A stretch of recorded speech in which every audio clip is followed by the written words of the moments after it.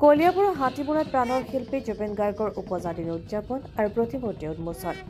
আজি বিশ্ব বৰেণ্য শিল্পী জুবিন গাৰ্গবিহীন তেওঁৰ প্ৰথমটো জন্মদিন। কলিয়াবৰৰ বিশিষ্ট সমাজকৰ্মী তথা ব্যৱসায়ী কৃষ্ণ মহন্তৰ ব্যৱস্থাপনাত হাতীমূৰাত স্থাপন কৰা হয় জুবিন গাৰ্গৰ পূৰ্ণাংগ প্ৰতিমূৰ্তি। 10 ফুট উচ্চতাৰ জুবিন গাৰ্গৰ এই প্ৰতিমূৰ্তি উন্মোচন কৰে কেবিনেট মন্ত্ৰী কেশৱ মহন্তই। আনহাতে জুবিন গাৰ্গ পথ নামেৰে এটি পথৰ মুকলি কৰে সমাজসেৱা আয়ুক্ত ৰাজ বৰুৱাই। ইয়াৰ পাছতেই জুবিন গাৰ্গৰ স্মৃতি বিজড়িত নাহৰ পুলি ৰোপণ কৰে আৰক্ষী অধীক্ষক স্বপ্নলীল ডেকাই। সমাজকৰ্মী কৃষ্ণ মহন্তৰ এই পদক্ষেপক সচেতন মহলে প্ৰশংসা কৰাও পৰিলক্ষিত হয়। আজি কলিয়াবৰত আমি য'ত আছোঁ হাতীমূৰা এই স্থানত য'ত জুবিন গাৰ্গৰ মূৰ্তি স্থাপন হৈছে, ইয়াৰ তিনিফালে ব্ৰহ্মপুত্ৰ বৈ গৈছে গাতে লাগি। গতিকে ই এটা নৈসৰ্গিক এটা পৰিৱেশ আৰু তাৰ লগতে ইয়াত এটি পথ নিৰ্মাণ কৰি পথটিৰ নাম ZG এভিনিউ ৰাখিছে, জুবিন গাৰ্গ পথ, আৰু এই স্থানটোৰ নাম ৰাখিছে জুবিন স্কুৱেৰ। গতিকে ই এক আমাৰ হাতীমূৰাবাসী ৰাইজ, কলিয়াবৰবাসী ৰাইজৰ কাৰণে এটা খুব ভাল খবৰ। এইকাৰণে কৈছোঁ, আমি প্ৰাণৰ শিল্পীজনক আজি আমি স্মৰণ কৰাৰ লগতে তেওঁৰ স্মৃতি চিৰযুগমীয়া কৰি নতুন প্ৰজন্মত উৎসাহিত কৰিবলৈ আমাৰ ইয়াত চেষ্টা কৰিছে। আৰু হাতীমূৰাবাসী ৰাইজৰ অনুৰোধ ক্ৰমে কৃষ্ণ মহন্তই এই মূৰ্তিভাগ যি স্থাপন কৰিছে তেওঁক তেখেতলৈ মই ধন্যবাদ জ্ঞাপন কৰিছোঁ। আৰু আজি কলিয়াবৰবাসী ৰাইজৰ আটাইবিলাক অনুষ্ঠান 122টা অনুষ্ঠান একত্ৰিত হৈ পুৱা ভাগত যি এটা স্থান জুবিন গাৰ্গৰ নামত, জুবিন গাৰ্গৰ স্মৰণৰে স্মৃতিৰে কলিয়াবৰৰ নতুন প্ৰজন্মলৈ উৎসৰ্গা হৈছে, সেইটো জুবিন গ্ৰীণছ। গতিকে সেইখিনি সময়ত আপোনালোক সকলো আছে। গতিকে কলিয়াবৰবাসীয়ে আজি তাৰ উপৰিও কেইবাঠাইতো যি জখলাবন্ধা হওক, মিছা মিলন সংঘ সকলোতে এক অনুষ্ঠানৰে জুবিন গাৰ্গৰ আজি কলিয়াবৰবাসীয়ে স্মৰণ কৰিছে। বহুত আচলতে দুখৰ কথা, জুবিন দা নাইকিয়া আমাৰ মাজত। জুবিন দাবিহীনভাৱে আমি তেখেতৰ স্মৃতি জীয়াই ৰাখিবৰ কাৰণে আমি আচলতে এটা প্ৰচেষ্টা লৈছোঁ, ক্ষুদ্ৰ প্ৰচেষ্টা হাতত লৈছোঁ। জুবিন দাৰ আজি 53 সংখ্যক জন্মদিন।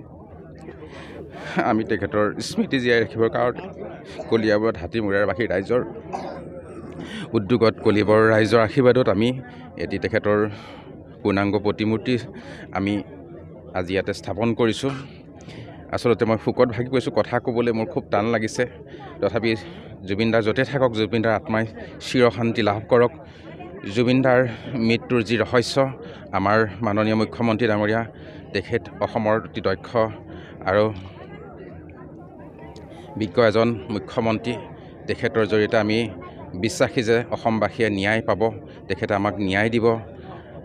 লগতে আৰু তেখেতৰ জুবিন দাৰ যি পৰিয়াল, সেই পৰিয়াললৈ আমি আজি জুবিন দা নাই যদিও আমি জুবিন দা য'তেই থাকক, জুবিন দাৰ আত্মাৰ চিৰশান্তি লাভ কৰি জুবিন দাৰ আত্মাই শান্তি লাভ কৰাৰ লগতে গৰিমা বৈও যাতে য'তে যেনেধৰণে আগবঢ়াই নিব লাগে জুবিন দাৰ স্মৃতি, জুবিন দাৰ যি কৰ্মৰাজি, তেখেতক ভগৱানে সাহস দিয়ক, শক্তি দিয়ক। আৰু জুবিন দাৰ যিখিনি কাম, জুবিন দাৰ যিখিনি তেওঁৰ সত্তা, জুবিন দাৰ যিখিনি আচলতে কৰ্মৰাজি, আমি জুবিন দাৰ হৈ পেলাই জুবিন দা হ'ব নোৱাৰোঁ, আমি জুবিন গাৰ্গ কেতিয়াও হ'ব নোৱাৰোঁ, জুবিন দাৰ নিচিনা আমি গান গাব নোৱাৰোঁ।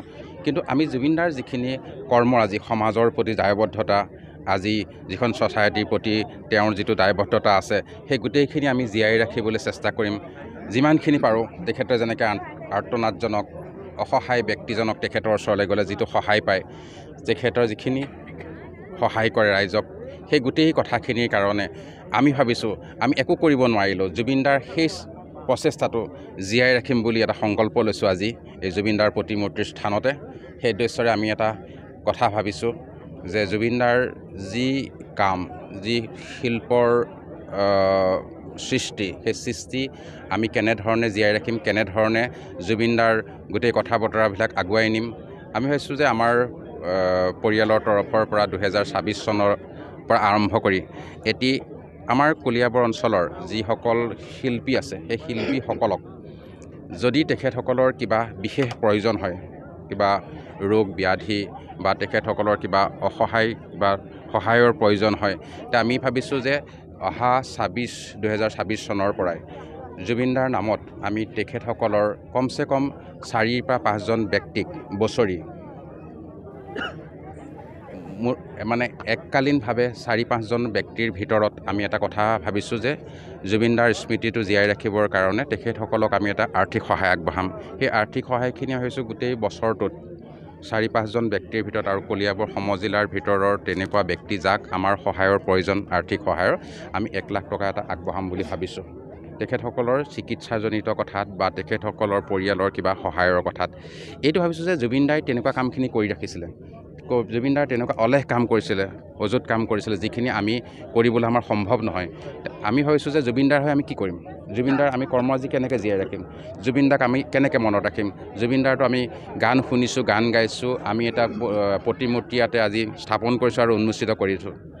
এইটো হ'ল স্মৃতি। আমি তেখেতক সদায় চাম, তেখেতক আমি মনত ৰাখিবলৈ, কিন্তু তেখেতৰ কৰ্মৰাজি আমি ঠিক তেনেকৈ এটা পৰিৱেশ গছৰ আমি ভাবিছোঁ গোটেই হাতীমূৰাৰ যিটো ৰাস্তা গোটেই সোমাই আহিছে, তাত আমি নাহৰ পুলি ৰোপণৰ কথা চিন্তা কৰিছোঁ, সংৰক্ষণৰ কথা চিন্তা কৰিছোঁ। লগতে আমি ভাবিছোঁ যে শিল্পী সমাজলৈ যদি আমাৰ কিবা প্ৰয়োজন হয়, আৰ্থিক সহায়ৰ প্ৰয়োজন হয়, সেইখিনি আগবঢ়াম বুলি আমি মনতে এটা সংকল্প লৈছোঁ আজি জুবিনদাৰ জন্মদিনৰ দিনাখন। ধন্যবাদ। News desk report, any express.